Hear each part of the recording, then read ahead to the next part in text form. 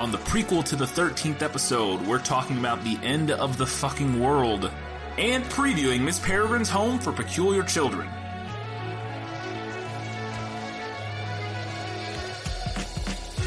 That's right, welcome back to This Film Is Lit. It's a prequel episode, which means we're talking about something in the world of film or TV or whatever. We also have we're just going to mention a little fun thing that we're doing starting with the next episode.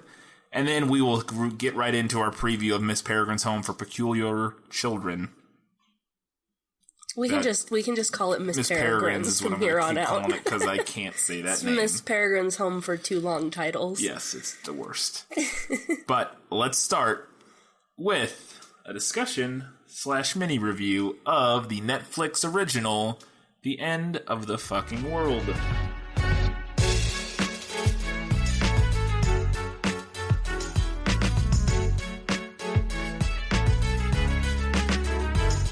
Katie, we just got done watching The End of the Fucking World. It's 8 episodes, about 20 minutes an episode, based on a graphic novel.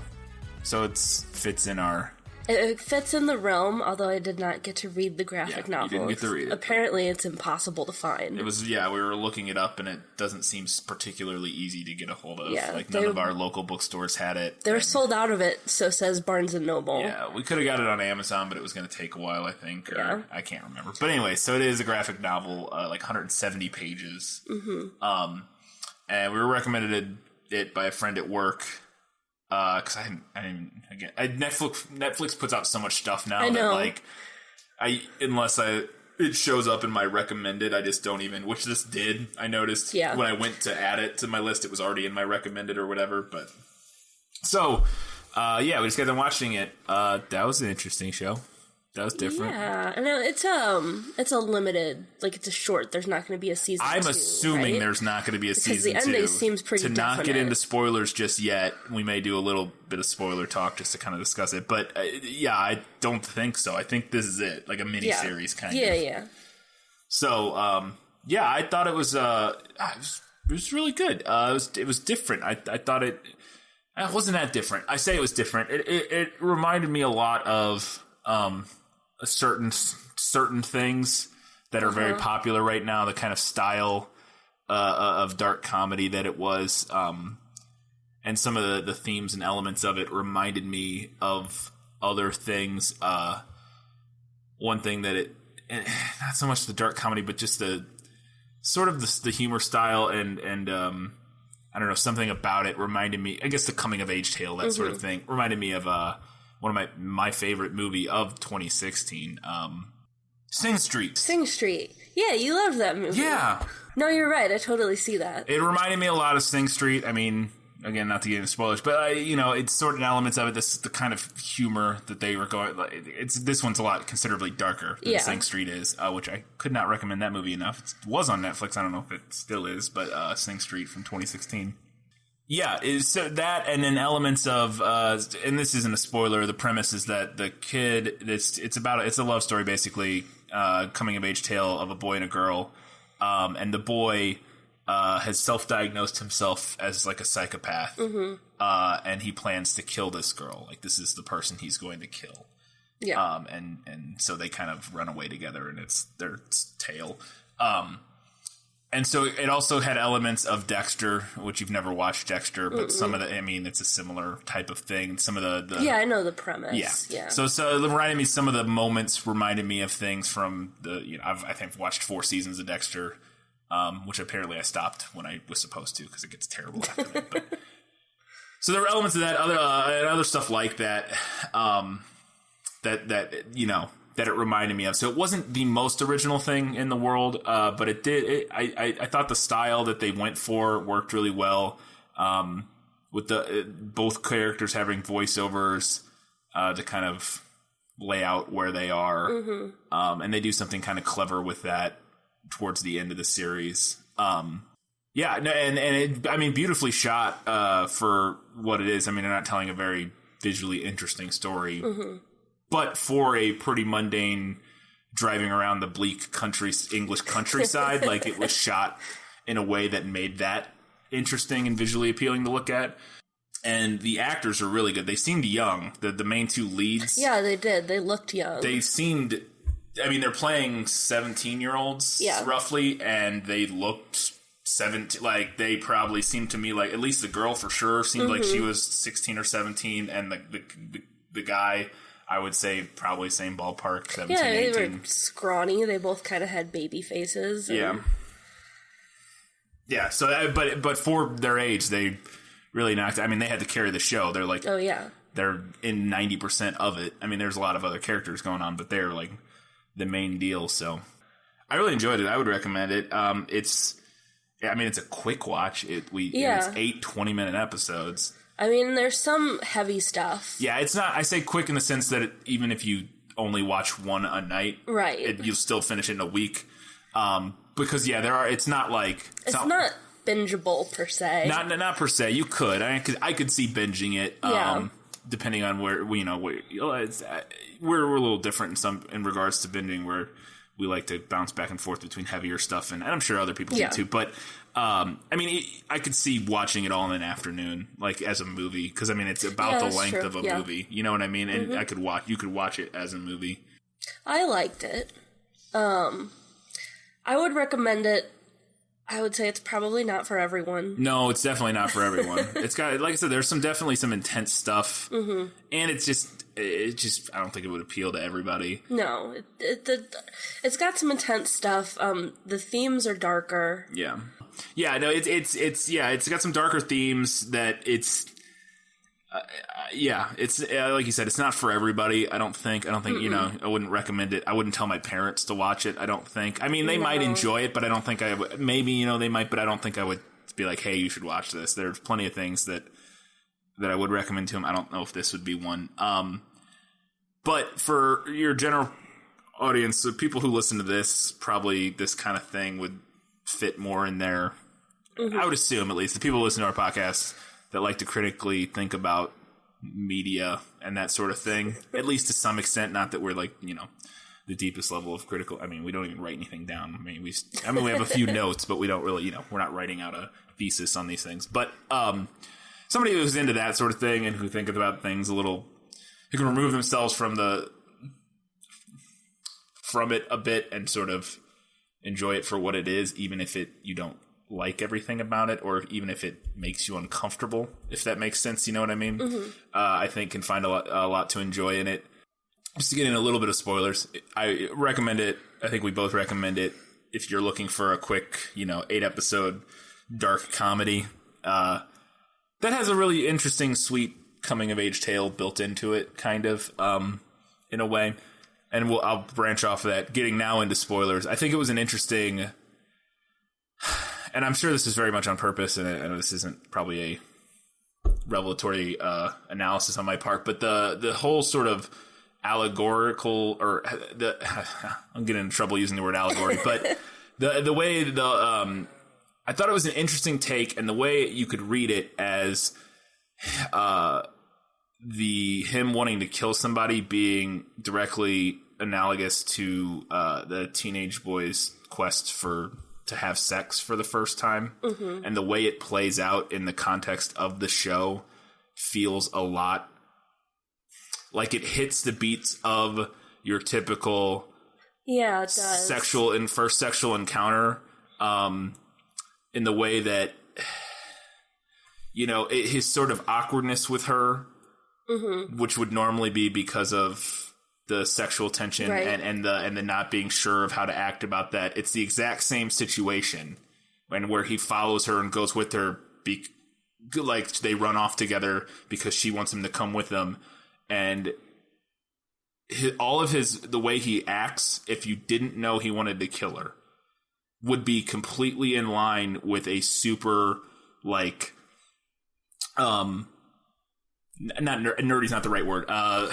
Awkward boy who wants to be with this girl and is on that sort of coming of age quest or whatever. It's a fucking garbage term for it, but you know what I mean. Like, and then there's the the not I want to say not subtle, but when he actually does kill somebody, and she ends up getting covered in blood. Mm-hmm. And the way that affects their relationship, and they have a falling out after they end up committing the act. Yeah. And then they find themselves back together, and then he goes and meets her dad.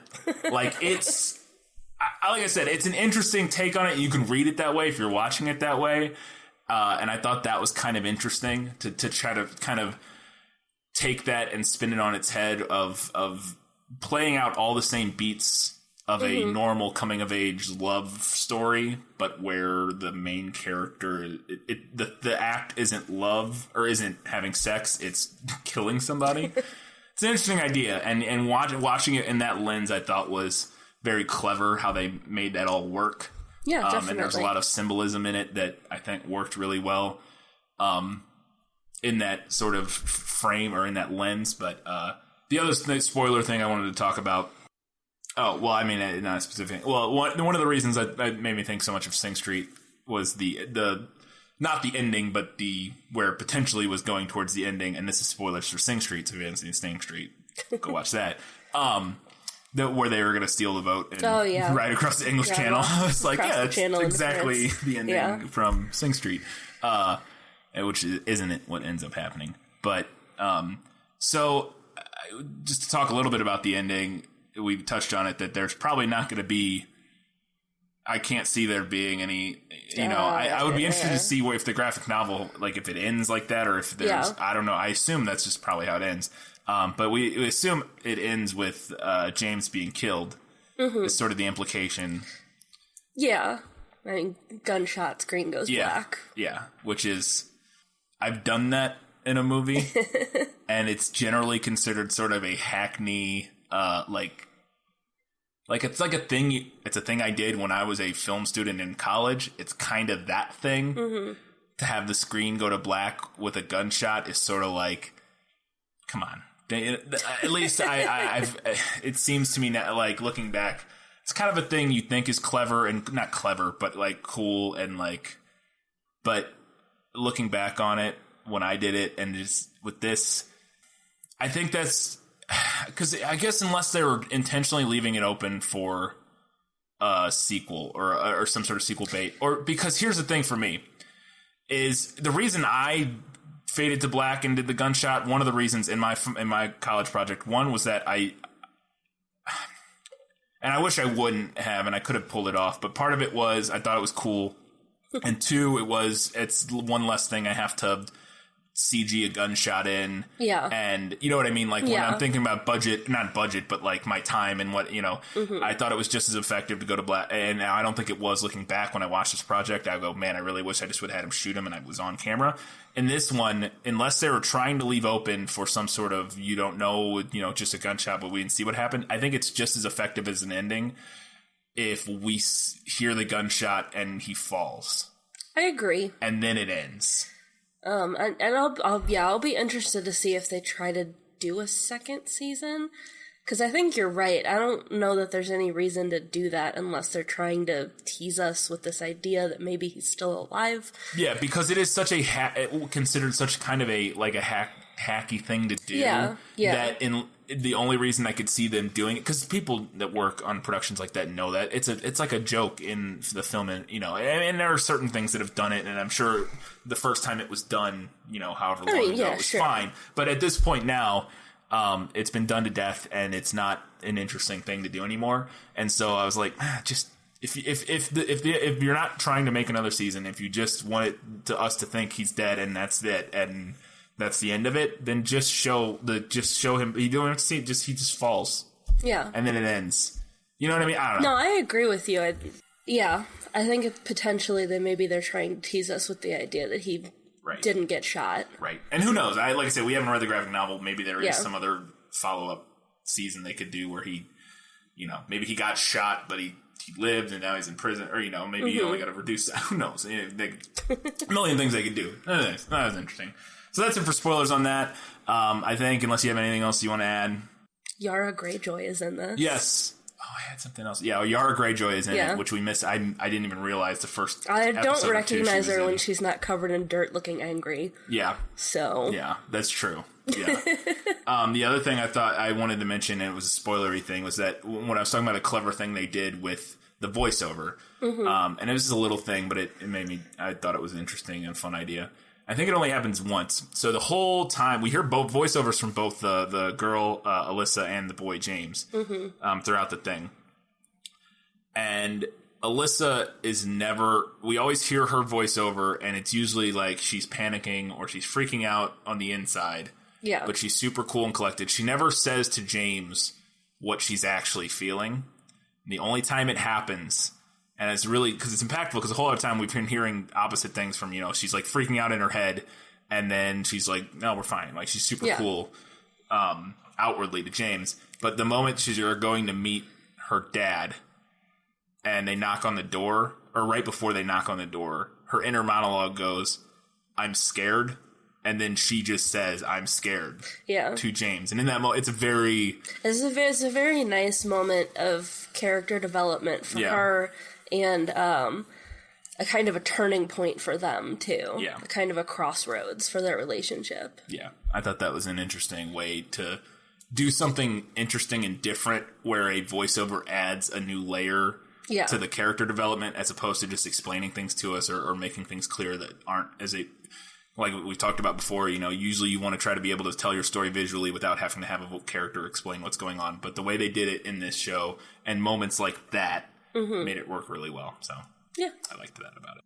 Really just strong characters and strong characterizations all around. I thought even all the minor characters, and I don't want to go on this anymore, but like her dad specifically, once we meet him, and it's that, sort of that interesting characterization where it's people that are shitty aren't just all shitty. Like, they're not just overtly shitty and it's obvious all the time. And it's not a new thing, but it's always nice when there are characters that are a little nuanced in that way. And there was most of them in this, most of even the minor characters had a lot of nuance to them, which was nice, made it more enjoyable. So yeah. That's it. That's the end of it's censored on Netflix, but I believe the graphic novel is called The End of the Fucking World. It just says it. But, so yeah, A-. I don't know. I just gave it I would give it an A. Maybe a B+. A lower A, a higher B. Yeah, somewhere in that ballpark. Pretty good stuff. All right. I love our grading scale changes. Like, I think when we were talking about Stranger Things 2, we gave it like an 8 out of like a number, whatever. Same thing. You can correlate it and figure out where it's at.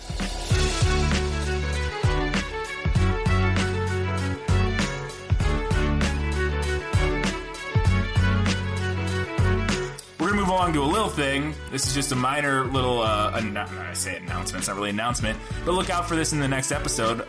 We're getting rid of the music bumpers.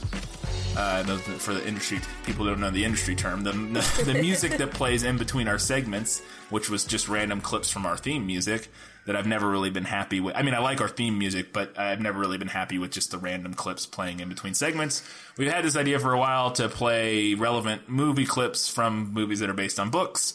Finally got enough of all of them for our segments.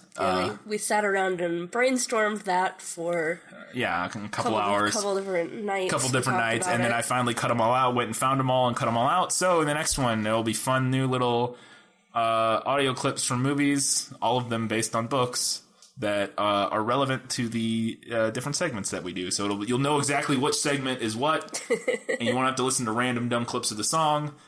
It'll be a better all around. So I know one of the only negative things I saw in a review one time on our podcast was somebody said, I hate the bumpers that they didn't say it, something like that. So, also we'll just say it now, if you're listening, if you have ideas for those after you hear this first round and you're like, oh, and you have something sticks in your head of like from a movie that's based on a book, like this would be perfect for that. Feel free. You can send it on Facebook in a message, what it is or what it's from, or tweet it at us, or go to the subreddit and post, or whatever. Anywhere you can get it at. You can email us at thisfilmislit@gmail.com. However you want to do it.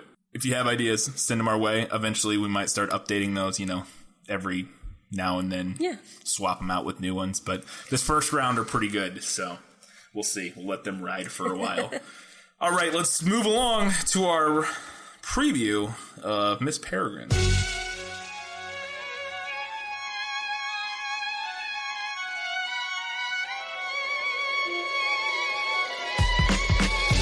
All right, Katie, I have very few facts. There's not a lot of info. Very few facts as well. I mean, it's a recent book and movie, and it's not like... It's not something with like a storied production. Yeah, it's not a classic. No. So there's not a lot of like research done on the production, at least for the movie-wise, like to where, you know, some movies, like The Birds, a billion people have written about it and talked about it and how it was made and all that sort of stuff. But this one, maybe not so much. No, not so much. But maybe I could be the first one to write a critical study on it. There you go. Okay. So the author who wrote Miss Peregrine's, his name is Ransom Riggs. Mm-hmm. Don't know if that's his real name. Probably not. But that's the name that's on the book. He is a photographer and a filmmaker, as well as a writer. He's also married to another author whose name I'm probably about to butcher, Tahare Mafi. Mm-hmm. She wrote the young adult series Shatter Me and the middle grade series Furthermore. So they're like a writing power couple. That's cool. If you've read the book or you know about the book, you probably know that it uses real found vintage photographs as the basis for the story. That's one of the author's other hobbies, because he needed more, is collecting vintage photographs. All of the photographs that are used in the book are real. They're super creepy. He also has another book that's like just a collection of found photography. So that's kind of interesting. I like antique shops, but I don't think I've ever gone shuffling through like old photos. It seems maybe a little too weird for me personally. I've never seen old photos at an antique shop, but like old magazines and stuff. Yeah. I don't know if I've ever seen like old photos. And you can find them. Yeah. So it's like, I don't know, people's old family photos. Yeah, it's weird. A little weird. It's a little odd. Miss Peregrine's is the first book in a series. There are 2 other books in the series proper, which are Hollow City and The Library of Souls, neither of which I have read, maybe someday. And there's also a collection of short stories set in the same universe, which is called Tales of the Peculiar. Miss Peregrine's was also adapted as a graphic novel. So if you're maybe not so much into the reading of a full-length novel, you pick up the graphic novel. I read it. It's a pretty good adaptation. And that's all the fun facts I have. Sweet. All right, so it's a 2016 fantasy film, directed by Tim Burton, written by Jane Goldman, based on the 2011 novel, as you said, by the same name, by Ransom Riggs. It actually made a shit ton of money. Grossed $296 million worldwide on a budget of $110. So it actually did pretty well. Even if you do the double the budget for advertising, which is $220, still $80 million. It's pretty good. The house in the movie where the children live is an actual house. It's called Torenhof, and it's in Antwerp, Belgium. So it's not a set that they built. No, it's apparently a real house. I mean, they may have built a set of... I'm sure the inside is like, sets or whatever. But the actual exterior shots were of a real house, or at least based on a real house that apparently you can go to. Eva Green, who plays Miss Peregrine, Ava Green... She was super fond of the pipe prop. She thought it was super beautiful. She kept it. She has it still. Yeah. She said she really enjoyed that it combined the feminine and masculine aspects of Miss Peregrine's character. The way it was designed. Didn't really notice that much detail about it. I'd have to look closer. Yeah, I'll have to pay attention to that. That could be a fun prop to make. We'll see. Looked like a prop to me. Yeah, I mean, she has it a lot, but we don't really... get too far into it. So this is interesting. The scenes in this is a bit spoilery. If you haven't seen it, skip ahead 40 seconds. Hit that 15 forward 3 times. The scenes in the present outside of the loop have a blue tint to them, and scenes inside the loop are in full color. And it's kind of inspired by a similar idea to The Wizard of Oz, where scenes in Kansas are black and white monochrome, right. And then the scenes in Oz are in color. So it was a similar idea where scenes in the loop, full color. Scenes outside the loop, sort of blue, kind of desaturated look. Okay. So interesting. Look out for that. And then this is the final thing. If you're fast forwarding for spoilers, you're good again now. So I said earlier it was written by Jane Goldman.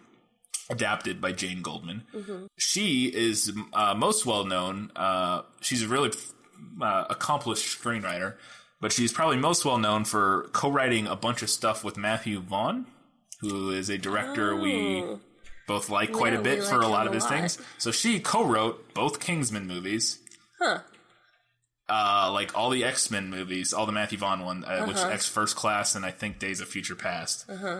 Kick-Ass and Stardust. This puzzles me. I know. That's why I wanted to bring this up, because I know how much you dislike this adaptation, and it was written by somebody who has written some very good adaptations. Right, by all accounts, should have written a very good adaptation. Because Kingsman, as I understand, it's a pretty good adaptation, and well, on top of just being a fantastic movie, we haven't seen the sequel yet, but Kick-Ass, great adaptation, great movie. And Stardust, great. Stardust is like my favorite movie. Yeah, it's like it's like your favorite movie, and I assume it's a pretty good adaptation of. Yeah, it is.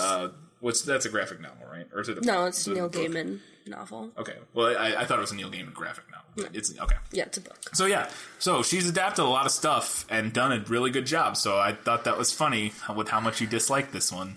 Well, I mean, I guess they can't all be gold stars. Yeah. You're bound to get a stinker in there at some point. Yeah. Well, and to be fair, on the other ones, she was co-writing with Matthew Vaughn. It would be pure speculation to try to figure out who had what in, who brought what to the table in that writing relationship, but this one she wrote by herself, or adapted by herself. I'm sure Tim Burton had his hand, and directors tend to, but he didn't co-write it. I can see where Tim Burton had his hand. He didn't get a co-writing credit. He didn't get a. Oh no, we'll get into it. No, I know. I'm just saying he didn't have a writing credit at all. So she was solely responsible, according to fucking not SAG or whatever screen. Maybe SAG. I don't know. Writers Guild of America or whatever it is. Whoever does the credits for that, I think it's Writers Guild of America. I thought it was interesting. Because like I said, I was like, really? Yeah. She wrote, your favorite movie. And a bunch of other really good movies that we like that are adaptations. So, And now, spoiler, as we just said, it's not a spoiler, but Katie doesn't like this movie. She thinks it's a terrible adaptation. They change a lot. She didn't really I thought it was a very average movie.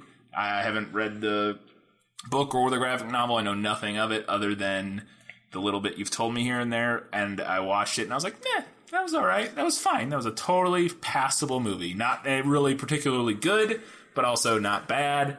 And again, when you don't have anything to compare or adaptation wise. Yeah. And then that was, I can see that. It fell in line with most critics that were like, C. Sure, C+. Well, I hope you don't get distracted while we're watching it, because I'm going to be furiously taking notes. Yeah, I'm sure it's the whole time. So I'm excited for that. We'll probably record that this weekend. But so that's all I got for the notes on the movie, because like I said, there really wasn't that much. Yeah, there's not a whole lot out there. And then as I started scrolling through some of the trivia, which is I usually go through Wikipedia and then click through to some articles and then go through the trivia and kind of Google around that way. The trivia on IMDb, but the trivia on IMDb started very quickly spoiling. Yeah. Not spoiling, but what was changed and that sort of thing. So I was like, well, okay, now we're not gonna look at that, because I didn't want to have that spoiled for me. So yeah, I ran into kind of the same problem trying to look up trivia, because it was all about what was changed in the movie. Yeah. I had a hard time finding stuff about the book. Yeah. So whatever. It's good. We talked a long time about the end of the fucking world, so we'll wrap this up right about here. Once again, you can rate, review us on iTunes, Stitcher, wherever else we're available. I know we're available on some other service that Podiant. That's our host. Podiant, but it's not like an app you can't download. You can listen on a browser through Podiant, which is where we host our website, the podcast. But there's another service that auto-populates through iTunes or something. There's a couple other ones where you can, I don't know how many people even use those, so 90% of people use iTunes, but you can rate us and review us on those things. That's super helpful. Yeah, that helps us get recommended, right? Yes, it helps you get recommended. Eventually, if we get enough of them, and you get into that new and noteworthy, or there's a couple of trending on iTunes, that really helps. So if, all of a sudden we have 25, 30 reviews, we might end up in that new and noteworthy. And then that's ones that people that don't know who we are just randomly might click on. Yeah, that'd be really cool. Yeah. So if you can do that, rates and reviews on iTunes are fantastic. We're up to 13 now. So we're moving on up. Also, check us out on Facebook, like we say every episode. This Film is Lit on Facebook. At This Film is Lit on Twitter. We have a Goodreads. This Film is Lit on Goodreads. And we have a subreddit, reddit.com/r/thisfilmislit. There's only one thing posted there right now. I'm going to add more eventually for older episodes, and every new episode going forward will have one. But if there's an episode you want to discuss, if you want to get on the subreddit, because that's what it's there for, is for us to discuss back and forth with fans. If there's I want to talk about the Wizard of Oz episode, and that episode doesn't have a post yet, just follow the format of the title from the one that's there. Just call it that, post it, we'll approve it, and then you can comment in there. That'll be just dandy. But like I said, we will also eventually try to get all those in there just as a backlog, so when people want to discuss stuff. Anyways, I think that's it. Yeah. Time to go watch Miss Peregrine's. Alright. And we'll see you next time. Until then, keep reading books. Keep watching movies. Keeping on. Keep reading the book first. Keep on rolling. Keep on rolling.